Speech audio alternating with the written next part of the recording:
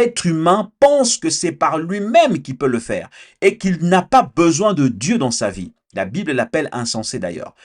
Et cet état de fait, donc cet ego, hein, l'ego se voit beaucoup aussi dans la vie de l'enfant.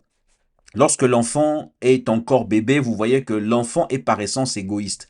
Il ne veut pas partager ses affaires. Ses affaires, c'est pour lui tout seul. D'ailleurs, même quand les enfants naissent, quelqu'un m'avait fait rigoler une fois. Il disait, vous voyez, quand les enfants naissent, ils naissent souvent avec les poings fermés.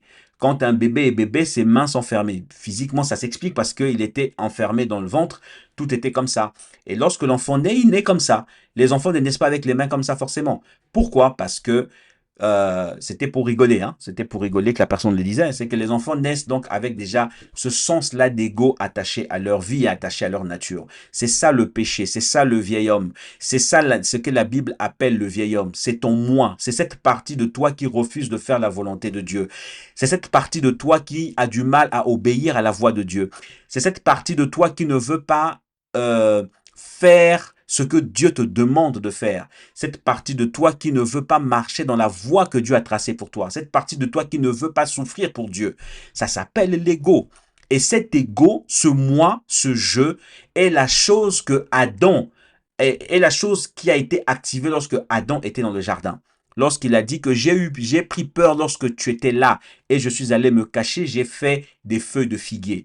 Donc, il a utilisé un stratagème parce qu'il est devenu conscient de lui. Dieu lui a dit, qui t'a dit que tu es nu? Ce n'est pas juste une nudité physique, mais c'est aussi une nudité liée à la conscience de son moi.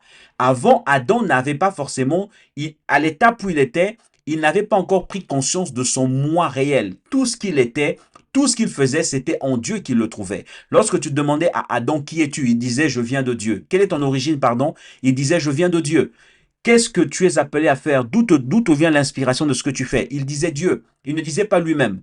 Mais lorsqu'il a voulu manger ces fruits de l'arbre de la connaissance du bien et du mal, le mal est entré en lui, le virus est entré en lui, et ce virus désormais l'a déconnecté avec Dieu, et il ne vivait désormais plus qu'en dépendant de lui-même, en pensant et en croyant, en étant certain que c'est de lui-même que la force, l'intelligence et toutes ces choses pouvaient naître. Et c'est ça, en fait, le mal le plus profond. Voilà pourquoi lorsque Jésus arrive dans Philippiens chapitre 2, il est dit que tu n'as voulu, il est dit dans Philippiens chapitre 2 à propos de Jésus, que Jésus n'a pas regardé à son pouvoir, il n'a pas regardé à son moi, il n'a pas regardé à ce qu'il avait, mais il a tout abandonné, il a tout laissé pour faire la volonté de Dieu.